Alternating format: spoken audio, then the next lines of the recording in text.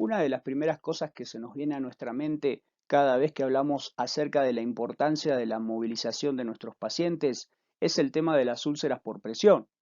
Sin embargo, tenemos que comprender que también se afectan muchos otros sistemas cuando dejamos de mover a un paciente, cuando el paciente pasa mucho tiempo en cama, que no tienen que ver con el sistema tegumentario solamente, sino que también afecta a muchos otros sistemas. Ese es el tema de hoy, ¿sí? De eso vamos a hablar un poco ahora. Yo soy el profesor Daniel Alejandro Reynoso del Instituto Técnico de Enfermería Integral, del ITEI, y vamos a hablar acerca de la importancia de la movilización de nuestros pacientes. Antes de empezar a hablar de cómo se van afectando otros sistemas, aparte del tegumentario, vamos a hacer una generalidad que tiene que ver con lo que es el sistema nervioso autónomo. ¿Sí? En nuestro cuerpo tenemos dos tipos de acciones, las acciones o funciones que podemos controlar, comandadas por el sistema nervioso somático voluntario, como correr, sentarnos, movernos, ¿sí? Todas las acciones que yo puedo controlar, y tenemos otras acciones vegetativas o autónomas que son comandadas por el sistema nervioso autónomo. Estas acciones, como por ejemplo el peritaltismo intestinal, la secreción de ácido, la sudoración, la producción de orina, el recambio de la piel y todas funciones que yo no puedo controlar pero que se producen día a día, son gobernadas por el sistema nervioso autónomo, ¿sí? Un sistema de control involuntario. Y estas acciones se producen en mayor o menor medida. ¿De qué depende esa mayor o menor medida? Del grado de movilidad. ¿Sí? Al movernos, las funciones vegetativas son más rápidas, ¿sí? Funcionan más rápidas. Y la inmovilización hace que estas funciones, que no puedo controlar de otra manera, se detengan o funcionen más lento, ¿sí? Trayéndome muchos problemas, aparte de las úlceras por presión. Uno de los primeros sistemas que se afectan son el sistema circulatorio y el sistema linfático, ¿sí? Como sabemos, tenemos un sistema circulatorio formado por vasos sanguíneos como las arterias, las venas, ¿sí? Que están unidos a una bomba, y tenemos un sistema de vasos paralelos que se llama sistema linfático, que es el encargado de recoger todo lo que se escapa de estos sistemas o lo que entra a través de la piel y los intestinos, como el colesterol y demás, y devolverlo de nuevo a la circulación. Es decir, el sistema cardiovascular, la parte arterial, lleva nutrientes y oxígeno a todo el cuerpo, ¿sí? A través del bombeo muscular, de la presión sistólica, y todas las células se nutren y los desechos de esa química, digamos, del oxígeno, la glucosa y el agua que les llega, da como resultado dióxido de carbono y desechos, ¿no? Como la urea y demás, que tienen que ser limpiados del cuerpo, ¿sí? Las venas recogen esos desechos y se los llevan de nuevo al corazón. El corazón bombea la sangre al pulmón para eliminar el dióxido de carbono y recoger el oxígeno. Y los riñones se encargan de eliminar el exceso de desechos sólidos, ¿sí? Todo el sistema circulatorio cumple función de distribución, ¿sí? De nutrición, de abastecimiento y de drenaje de las células.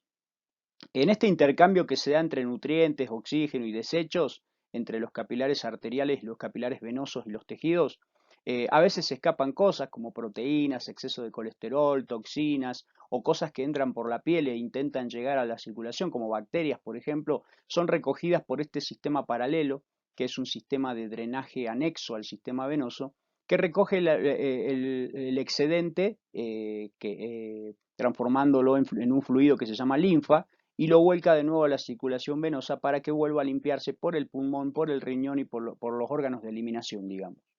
El sistema arterial no tiene problema cada vez que no nos movemos, lo único que se afecta es la eficacia de bombeo del corazón, porque desacostumbramos al corazón, digamos, cuando no nos estamos moviendo, el corazón funciona poco, y cuando estamos en una posición horizontal no pelea, digamos, contra la fuerza de gravedad la sangre, por lo tanto el corazón se vuelve, digamos, por así decirlo, perezoso, ¿sí? Y al levantarnos de golpe o al levantar de golpe a nuestro paciente sucede lo que se llama hipotensión ortostática, ¿sí? En donde el cambio de posición por la fuerza de gravedad hace que la sangre baje del sistema nervioso central y el paciente se maree, ¿sí? Eso puede llegar a pasar por el desacondicionamiento cardíaco en la parte arterial, ¿sí? De no movilizar a nuestros pacientes y que se acostumbre a un flujo pasivo en la posición horizontal. En lo que es el sistema venoso, bueno, sabemos que las venas de los miembros inferiores tienen válvulas, ¿sí? ¿Por qué tienen válvulas? Porque el sistema arterial bombea la sangre pasivamente y con esa fuerza la sangre recorre todo el cuerpo, pero cuando la sangre vuelve lo hace con menos presión. Por eso tenemos una presión sistólica máxima, que es la que sale del corazón, y una presión diastólica mínima, que es la necesaria para que la sangre regrese al corazón, ¿sí? La presión mínima no alcanza como para que la sangre suba continuamente hacia el corazón, sino que lo va haciendo, digamos, de forma pulsátil, ya que la sangre una vez que sube intenta volver, pero las válvulas se cierran, haciendo que la válvula vaya subiendo por niveles, ¿sí? Hasta alcanzar el corazón. Esto sucede cuando el paciente está acostado, ¿sí? La mayoría de la sangre queda aquí retenida por la gravedad, ¿sí? Porque aquí tenemos el mayor almacén de sangre del cuerpo. Y al no movernos, lo que sucede es que, perdón, a lo que no nos movemos, lo que sucede es que la sangre se estanca. Sin embargo, cuando nosotros caminamos, primero que el corazón se ajusta a las necesidades metabólicas, bombeando a una frecuencia mayor, lo cual siempre está en un grado de acondicionamiento favorable. Y por el otro lado, en la parte venosa, cada paso que damos, la sangre se exprime por la contracción muscular y va subiendo más rápido hacia el corazón. En otras palabras, cada vez que caminamos mejoramos nuestra función circulatoria, ¿sí? Y la eficacia de la bomba, que es el corazón.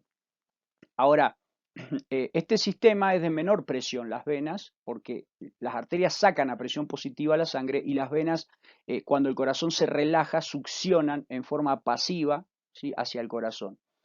Aún así la sangre sube, porque hay una eficacia del corazón, aunque menor que la arterial, ¿no? La sístole envía en forma positiva y la diástole recoge pasivamente la sangre, entonces tengo que estar caminando para que esto sea rápido y no se acumulen desechos, ¿sí? Y la sangre se estanque, por lo que puede llegar a provocar un coágulo, ¿sí? Lo que llamamos trombosis. Eh, el sistema linfático, como dijimos, recoge desechos, recoge exceso de colesterol, proteínas y todo lo que se escapa entre las dos circulaciones y lo lleva de nuevo a la circulación general, sí, no sin antes pasarlo por los ganglios linfáticos e ir limpiando las impurezas. Literalmente cada paso que damos estamos limpiando nuestro cuerpo de este exceso de sustancias y toxinas que se escapó de la circulación. Entonces, en el paciente que no se mueve, lo que voy a tener va a ser un desajuste cardiovascular que me va a llevar a la hipotensión ortostática, es decir, mareo del paciente cuando lo querramos levantar. Nos va a llevar al riesgo de trombosis venosa profunda, ¿sí? Por el estancamiento o la éstasis sanguínea, y me va a llevar también a que las toxinas se acumulen, no sean drenadas, ¿sí? Y las impurezas empiecen a causarme daño en la piel, ¿sí? Como picazón. Un paciente que está mucho tiempo en cama, por más que lo bañemos y todo, empieza a sentir picazón en el cuerpo, ¿sí? Por la acumulación de toxinas y desechos que no son drenados por la falta de movilidad hacia lo que es el sistema vascular.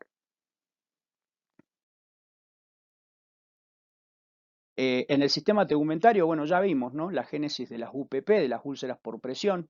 Aquí para recordar la anatomía tenemos la piel con sus tres capas. Esta era la epidermis, la dermis y la hipodermis, ¿sí? Por la hipodermis es donde vienen los vasos sanguíneos y tenemos un colchón de tejido adiposo con reserva, como función de reserva energética, pero también de acolchonamiento de la piel y conservación de la temperatura. El calor no se escapa internamente porque tenemos esta capa aislante, ¿no?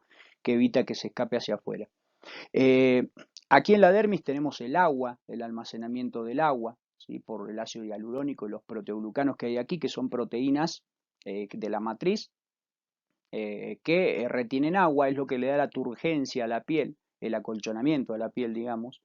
Y acá tenemos la epidermis, una capa superficial formada por varios estratos celulares, son 5 estratos celulares, ¿sí? Las células de aquí abajo, las del estrato basal, son las únicas células que se dividen y van empujando a las otras más viejas hacia la superficie. A medida que las células del estrato basal se dividen, van empujando hacia arriba a las demás, y estas células que van siendo empujadas hacia la superficie se van llenando de una sustancia que se llama queratina, que cuando llegan a los últimos estratos se rompe, la célula muere, se rompe y libera la queratina formando una especie de escudo de queratina, ¿sí? que sería el estrato córneo. El estrato córneo se forma por células muertas y queratina de las células que han ido migrando capa a capa hacia la superficie. Eh, este proceso se llama recambio celular y tiene que ver con un proceso vegetativo, es decir, se produce normalmente cada 28 días, ¿sí? Y cada 28 días por lo general renovamos la piel porque se van dividiendo las de abajo y van empujando las de arriba y cada 28 días una generación se renueva, siempre y cuando me mueva, ¿sí? Aquí arriba en la superficie de la epidermis tenemos una población, un microbiota de bacterias y gérmenes, ¿sí? Que se nutren de las células muertas y también nos proporcionan un beneficio, es decir, mientras ellos estén aquí arriba, ninguna otra población bacteriana agresiva podría llegar a ocupar el lugar por una cuestión de competencia, ¿sí? Por el nicho ecológico. Entonces, estas bacterias suelen crecer mucho, pero nunca llegan a ser muchas e invadir porque cada 28 días eliminamos escamas de piel, ¿sí? Con bacterias, entonces es como mantener un control de población bacteriana aquí. Si el recambio celular fuera más lento, las bacterias alcanzarían un número tan grande que empezarían a invadir hacia abajo, digamos, comerían todos los alimentos de las células muertas y ya no les alcanzaría porque serían demasiadas. Entonces empezarían a penetrar las capas de la piel y a darnos infecciones de piel. ¿Sí? Eso es lo que pasa cuando una persona deja de moverse. ¿Sí? Tenemos uno de los problemas de la inmovilización es las úlceras por presión, ¿sí? Sabemos que las úlceras por presión, cuando ejercemos un punto de presión, digamos, perdón, vamos a utilizar otro color, cuando ponemos un punto de presión aquí en la piel, lo que suele pasar es que colapsamos los vasos sanguíneos, ¿sí? Colapsamos los vasos sanguíneos de una zona de piel determinada y la epidermis empieza a morir. Si prestamos atención a la anatomía de este dibujo, vamos a ver que los vasos sanguíneos no llegan hasta las células de aquí, sino que llegan un poquito antes, ¿ven? Como se ve ahí. Los vasos sanguíneos vienen por la hipodermis, ¿sí? A nutrir con oxígeno y glucosa y agua a todas las células, pero no alcanzan a llegar a la epidermis. Es decir, el oxígeno y los nutrientes desde aquí hasta aquí tienen que difundir. Entonces, si yo aprieto la piel o la presiono durante un tiempo, lo que va a pasar es que los vasos sanguíneos se me van a colapsar, ¿sí? Y encima que el oxígeno no nutre directamente las células de la capa superficiales, se van a empezar a morir, ¿sí? Las capas superficiales por falta de oxígeno, a lo que la sangre no llega a estos sectores, ¿sí? Y se va a empezar a formar una úlcera. Entendemos por úlcera a toda lesión excavada, sea por la razón que sea. En este caso sería una úlcera por presión, pero si hablamos del estómago, por ejemplo, sería una úlcera péptica, ¿sí? Por la producción de ácido. Entonces, una vez que se ocasiona la isquemia acá por la oclusión de las arterias por la presión, se empiezan a morir las capas superficiales y se empiezan a hacer úlceras de distintos grados hasta penetrar totalmente las capas de la piel, pudiendo alcanzar incluso huesos. Y eso es lo que conocemos como las úlceras por presión. Eh, Otro de los aspectos aquí a valorar es el tema del microclima. La humedad aquí arriba lo que hace es ablandar la capa córnea, ¿sí? Ablandar las capas superficiales del epitelio de la piel y obviamente acelerar mucho el proceso este de las úlceras por presión. Ya vieron que cuando uno se baña durante mucho tiempo, es decir, mete las manos en el agua durante mucho tiempo, la piel se arruga. Bueno, esto es porque la queratina se ablanda con el agua, si la capa de aquí arriba protectora, y lo que va a pasar es que al ablandarse esta superficie que debería ser sólida, ¿sí? E impenetrable, es mucho más fácil que las bacterias pasen o es mucho más fácil que se pueda empezar a generar una úlcera. Entonces es muy importante que a los pacientes, además de moverlos, los mantengamos secos, ¿sí? Sobre todo en sus puntos de apoyo y aquellos pacientes que usan pañal, que las sábanas estén secas, ¿sí? Y limpias. El recambio tardío, bueno, es esto que sucede por la inmovilidad. Dijimos que esta función del recambio celular es vegetativa, es decir, se produce por el sistema nervioso autónomo. ¿De qué depende? Bueno, depende de dos cosas. Depende del movimiento que yo tenga día a día, eso es lo que hace que se acelere el recambio de la piel, y de una vitamina, así que se llama vitamina A, La vitamina A aumenta la proliferación de este estrato, dándote una piel más joven. Incluso nos sirve mucho para las heridas, ¿sí? Cuando un paciente tiene una herida, sirve ponerle vitamina A o sirve consumir grandes cantidades de vitamina A para acelerar esto, ¿sí? El recambio y la reepitelización de la herida. El recambio tardío lo que va a hacer es que se acumulen muchas bacterias y empiecen a comer literalmente la capa superficial, haciendo que la piel empiece a picar, se lesione y aparte se empieza a gestar una úlcera por presión. Las infecciones están a la orden del día en aquel paciente que no se mueve, primero por el recambio tardío que dijimos y segundo porque se alcanzan a acumular demasiadas bacterias y en cantidad ya pueden penetrar a los estratos inferiores, causando infecciones, ¿no?, bacterianas.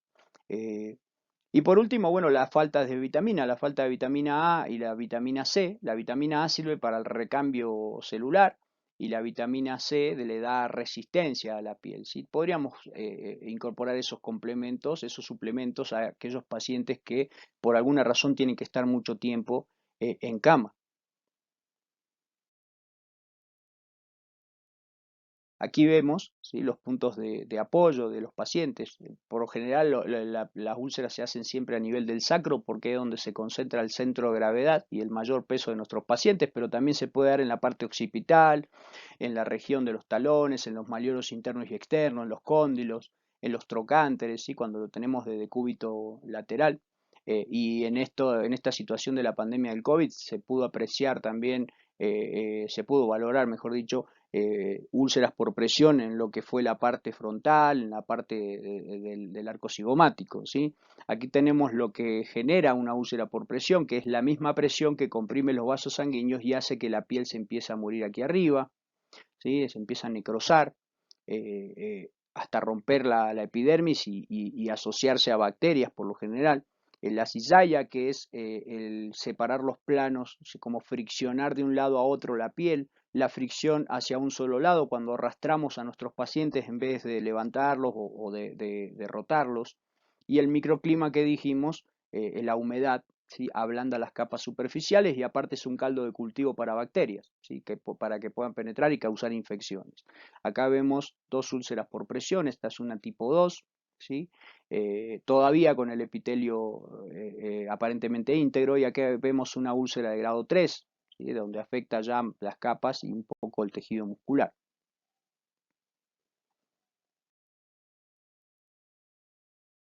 Eh, Nuevamente aquí les muestro lo que es el tema del sistema cardiovascular. ¿Sí? La sangre circula desde abajo hacia arriba y cuando quiere bajar tenemos válvulas que evitan que la sangre baje, pero cada vez que nosotros damos un paso, los músculos que vemos aquí comprimen, ¿sí?, y exprimen la sangre hacia arriba, haciendo que circule en el sentido del corazón.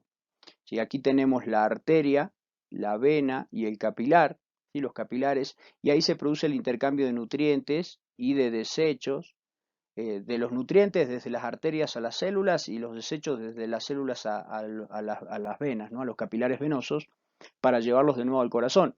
Y el tema es que siempre se escapan algunas cosas entre los tejidos que son recogidas por el sistema linfático, como les muestro aquí en esta figura, y llevadas de nuevo al corazón. El sistema venoso y el sistema linfático, sobre todo, que no está conectado a una bomba, dependen muchísimo del movimiento del paciente, de la bomba muscular, ¿no? Cada paso que damos hacemos subir la sangre venosa y hacemos circular la linfa con toxinas y exceso de desechos para que se limpie las impurezas del cuerpo. La inmovilización en estos casos predispone a la trombosis por acumulación de sangre en la parte venosa. Esos trombos se pueden desprender y viajar por la circulación e impactar en un punto distante, lo que conocemos como embolismo, embolia o embolismo. El exceso de desechos que se acumula, que no puede ser drenado por el sistema linfático, nos va a dar una irritación, pruritos, y que puede ser el inicio de una lesión también de la piel, porque el paciente se rasca, a lo que le empieza a irritar la zona y puede contaminarse, ¿sí?, con bacterias. Puede haber daño tisular por isquemia, digamos, por falta de sangre y por falta de eliminación de desechos. Todas estas regiones se acumulan muchos desechos, más las toxinas del sistema linfático, dañando las células directamente. A cualquier daño de la barrera epitelial le sigue una infección, ¿sí? Infecciones de piel y mucosas, ¿sí? Y lo que tiene que ver con la parte vascular es la hipotensión, ¿sí? El desacondicionamiento cardíaco.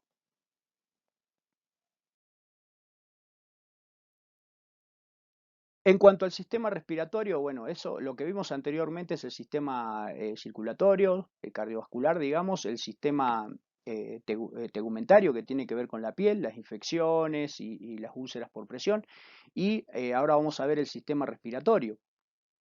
El sistema respiratorio tiene un sistema de limpieza que se llama aparato mucociliar, es decir, todas las vías aéreas están tapizadas por células con cilias productoras de moco.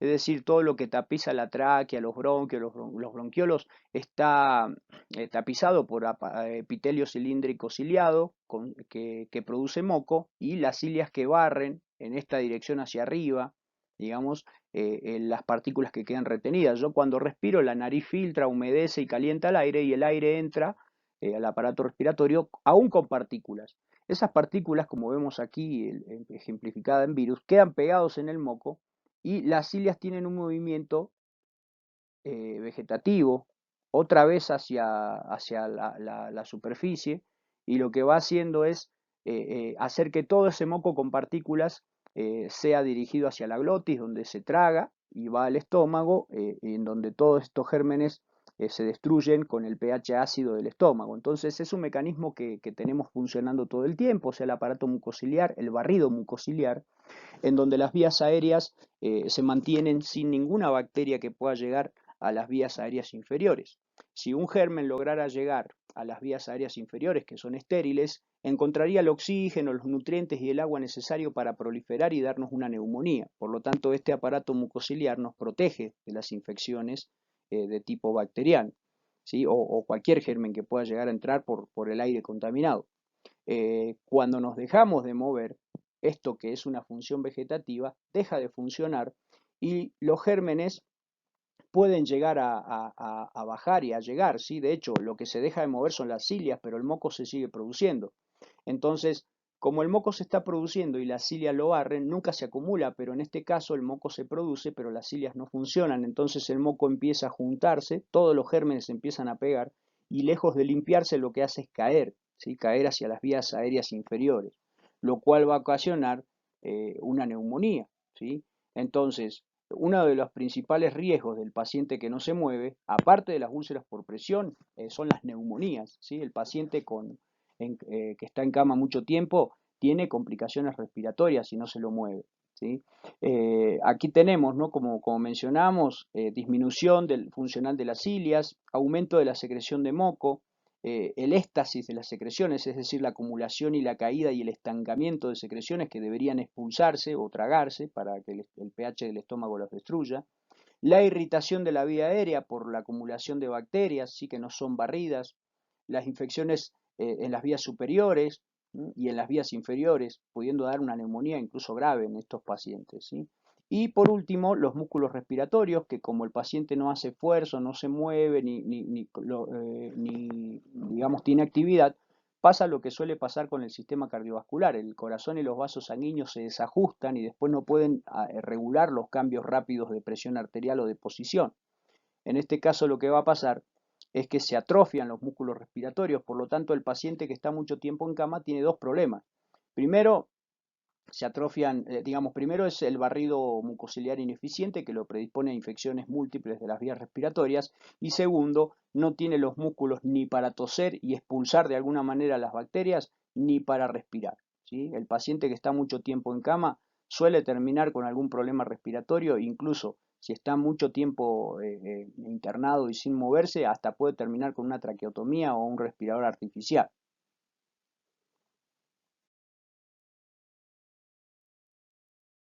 En cuanto al sistema digestivo, entonces, es otro de los sistemas que se suele alterar. Dijimos que los movimientos vegetativos incluían lo que es el peristaltismo, ¿sí? El movimiento y las secreciones. Entonces, lo que suele pasar aquí es que cuando el paciente se deja de mover, el peristaltismo este que ocurre todo el tiempo funciona más lento, ¿sí? Lo que va a ocasionar que el paciente después de comer tenga menos tránsito intestinal, por lo tanto tenga mayor permanencia del bolo alimenticio en el estómago, lo que ocasiona más ácido, ¿sí? Que le puede dar pirosis estomacal o incluso una úlcera, y también puede llevar a el desarrollo de náuseas por la distensión estomacal, ¿sí? La no digestión de los alimentos como corresponde, ¿sí? Otro de los aspectos que suelen aparecer aquí es el estreñimiento. El estreñimiento a consecuencia de que el peristaltismo hace que se mueva rápido la materia fecal, se forme rápido la materia fecal, ¿sí? Y el colon el intestino grueso, digamos, la función que tiene es quitarle el agua para formar la materia fecal sólida, ¿sí? Acá el bolo alimenticio se vuelve totalmente líquido, en los intestinos delgados se absorbe hacia la sangre, y acá llega lo que se llama quilo, que es líquido prácticamente con la mayoría de los nutrientes que ya se absorbieron, y el colon se va a encargar de sacarle el agua a ese kilo y transformar los residuos sólidos, ¿no? O sea, dejar solamente los residuos sólidos. El tema es que cuando un paciente no se mueve, todo esto ocurre más lento. Entonces, la materia fecal, o sea, el kilo líquido, empieza a pasar tan lento que el colon le va a sacar el doble o hasta el triple de agua, formando una materia fecal muy dura y difícil de evacuar, ¿sí? Dentro de los malestares gastrointestinales también tenemos los vómitos, ¿sí? Como consecuencia de la alimentación del paciente y la no movilización, ¿sí? Lo que hace que todo funcione más lento. Por lo tanto, el vaciado gástrico es más lento, se hace aumento de presión estomacal aquí, con la sensación de náuseas y vómitos, ¿sí? Aparte que el estreñimiento lo que hace es que la flora bacteriana del colon no sea expulsada diariamente o día por medio y haya una superpoblación de bacterias que lo que termina haciendo es generar toxinas que pasan hacia la sangre, viajan al sistema nervioso central, causan cefalea y estimulan el reflejo del vómito.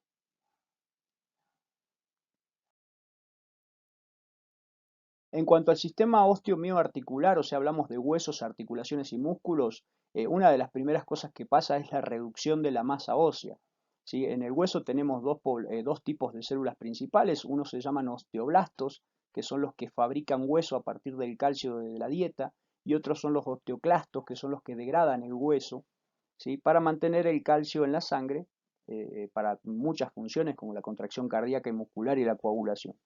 Em, Cuando dejamos de movernos, ¿sí? Lo que suele pasar es que el hueso disminuye su masa ósea. ¿Por qué? Porque tenemos un equilibrio entre los osteoblastos que fabrican hueso y los osteoclastos que degradan el hueso. Los osteoblastos que fabrican hueso se estimulan con la presión, es decir, mientras estoy de pie y me muevo, los huesos se mantienen presionados y los osteoblastos generan hueso, ¿sí? Los osteoclastos, por su lado, degradan el hueso, ¿sí? En lo que se llama remodelación ósea, es decir, todo el tiempo nuestro hueso se remodela. El hueso viejo es eliminado y se fabrica hueso nuevo.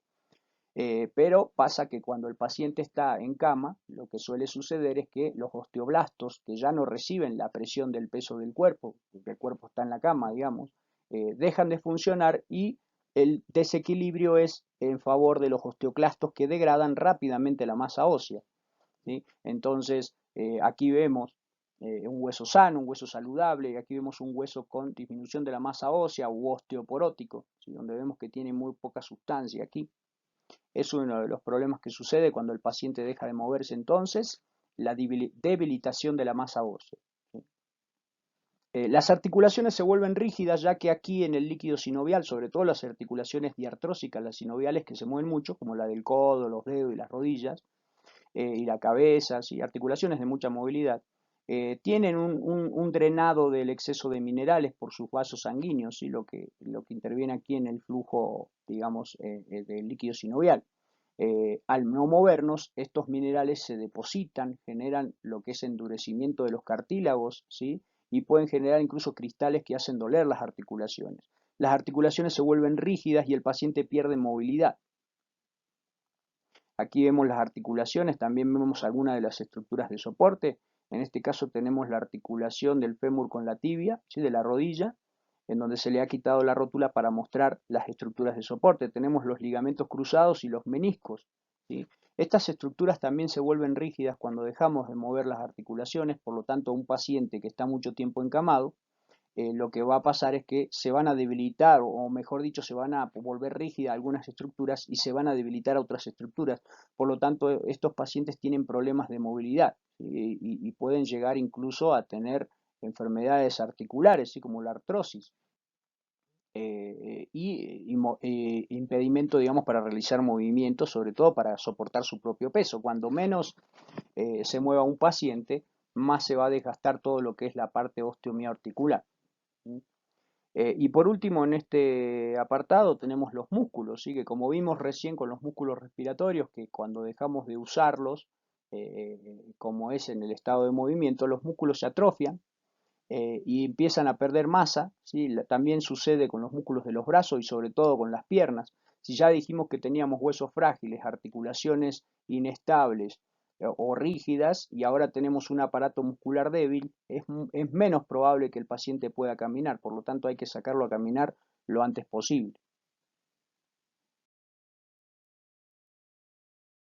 En cuanto al sistema urinario, uno de los últimos sistemas, también tenemos las infecciones urinarias que son muy comunes cuando el paciente se deja de mover. ¿Por qué? Porque como dijimos, la producción de orina y la micción, digamos, la eliminación de la orina a través de la uretra, se produce más cuanto más nos movemos, es decir, cuanto más rápido nos movemos o cuanto hacemos ejercicio o las actividades del día a día hacen que la producción de orina sea, digamos, de una velocidad que nos permite ir al baño una, dos o tres veces por día. Se dan cuenta que cuando uno está durmiendo, a lo que no se mueve, todos los signos vitales son más bajos y no orinamos durante la noche, salvo que tomemos mucha agua, sino que orinamos hasta el otro día. Entonces, un paciente que está mucho tiempo en cama va a producir menos orina. ¿Y cuál es el problema de que produzca menos orina? Bueno, las bacterias de la uretra externa todo el tiempo están intentando subir, pero no logran subir a las vías urinarias, que son estériles de hecho, ya que al orinar las barremos. Entonces, estos pacientes que están en cama, lo que suele suceder es que las bacterias tienen tiempo de subir y dar infecciones urinarias. Infecciones que de hecho pueden llegar a subir por los uréteres, por las vías urinarias altas, hasta los riñones, causando incluso lesiones renales irreversibles, porque como ya sabemos, los riñones son órganos que no se regeneran, los daños que se produzcan van a ser permanentes. ¿Sí? Además de la humedad del pañal, por ejemplo, que hace que bacterias del colon, como la Escherichia coli, que es una bacteria que se mueve, puedan migrar por esa humedad hasta la uretra y dar infecciones urinarias. Entonces, aparte de mover al paciente, tenemos que asegurarnos de que esté siempre seco.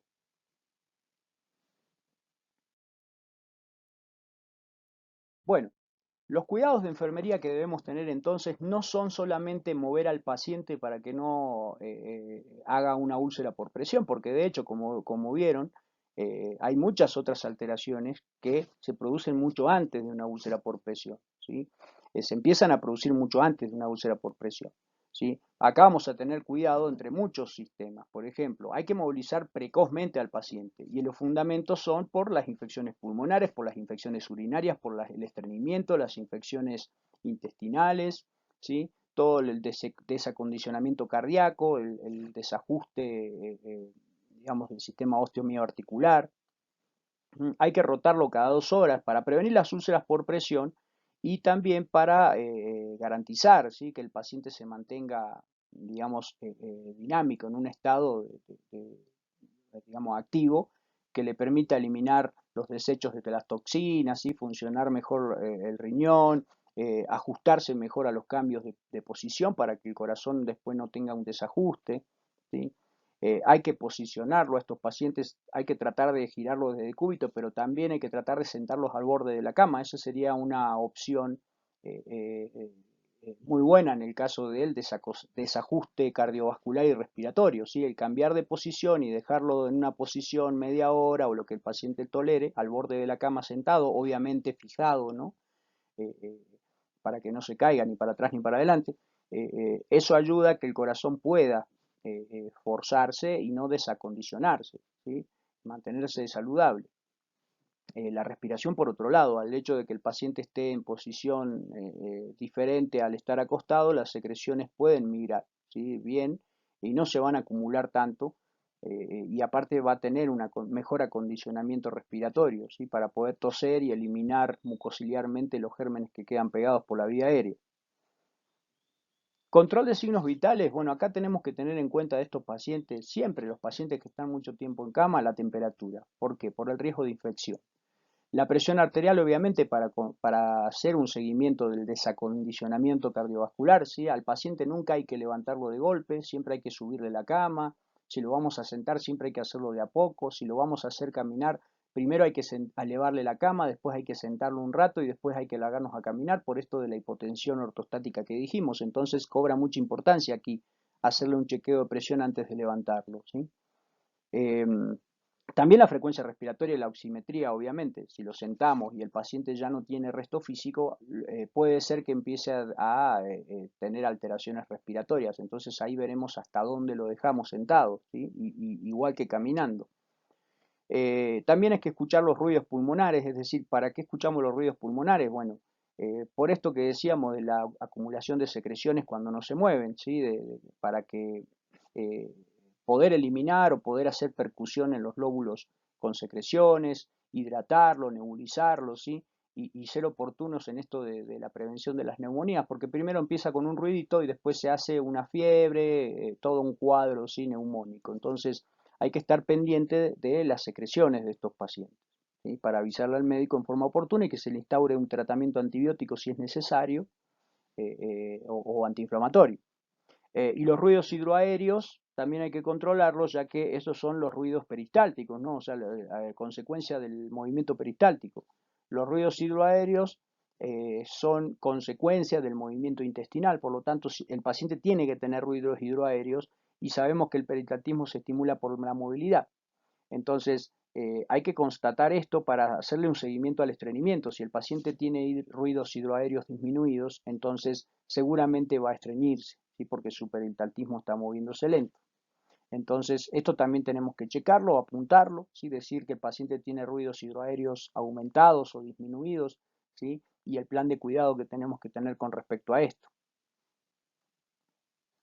Hay que estimularlo siempre a que tosa. Esto es en consecuencia, digamos, de los ruidos pulmonares escuchados, ¿sí? Hay que estimularlo a que el paciente tosa porque esto también es un buen ejercicio para el diafragma y los músculos abdominales como accesorios de la respiración, ¿sí? Para que tenga músculos accesorios por si los necesita en condiciones, ¿sí? Y no atrofiados. También para eliminar lo que haya en la vía aérea que quiera entrar a las vías aéreas inferiores como agentes potencialmente dañinos bacterianos. Hay que establecer un plan de actividades con el paciente, ya sea que si no se puede mover, que empiece a mover las manos, que empiece a mover el cuello, que empiece a mover los dedos, pero se tiene que mover, ¿sí? Lo antes posible hay que tratar de que el paciente camine, ¿sí? Esto según la orden médica, ¿sí? Las vendas compresivas en los miembros inferiores suelen ayudar porque es como que ya mantienen exprimidas las venas, lo que harían los músculos cada vez que pisamos, y el flujo aumenta en dirección distal a proximal, entonces mejora la circulación y evita la trombosis, ¿sí? Esto de las vendas compresivas. Pero no hay que dejarlas mucho porque si no también producimos isquemia en la piel y el microclima de la humedad. Entonces cada 1 hora, 2 horas hay que cambiarlas, ¿sí? El plan de actividades también va a ayudar a que el paciente consuma calorías y logre dormir bien a la noche, porque los pacientes a los que están todo el día sin hacer nada, la dieta que le damos les sobran calorías y muchas veces no pueden dormir. Entonces todo esto va a hacer que el paciente mejore en muchos aspectos. Hidratarlo para mantener su piel en condiciones de amortiguación, ¿sí? También hay que hidratarlo para mantener sus secreciones pulmonares que no se peguen y sean difíciles de eliminar. También hay que hidratarlo para tener mayor función urinaria, que pueda orinar y provocar el barrido de bacterias, ¿sí? También hay que hidratarlo para que produzca jugos digestivos, para evitar el estreñimiento, ¿sí? Para que tenga mayor acondicionamiento cardiovascular, ¿sí? La hidratación es la base de la vida, digamos.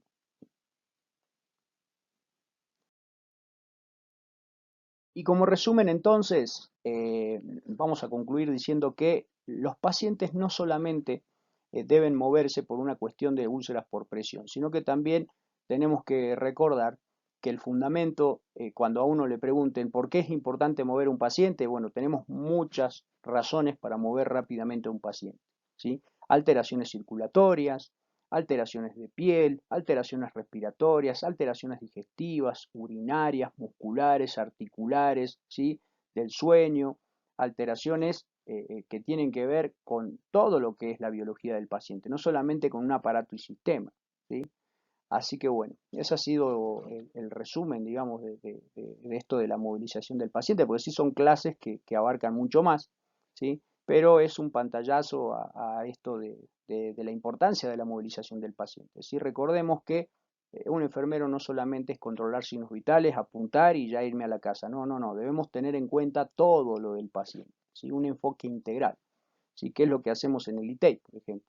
Y enseñamos prácticamente a tener un enfoque clínico integral y que no se nos pase ningún detalle. ¿Sí? Para eso hay que conocer bien la fisiología, la anatomía, ¿sí? Del paciente. Y bueno, y tenemos que saber cuándo actuar oportunamente. Así que bueno, esperemos que les sirva este video. Ahí se los dejo. Cualquier cosita, ya saben que pueden escribirme comentarios, críticas o lo que sea. Todo es bien recibido. Si me faltó algo también, porque ya saben que esto es un proceso de aprendizaje que lo hacemos entre todos. Así que tengan excelente jornada y sigamos haciendo crecer la enfermería.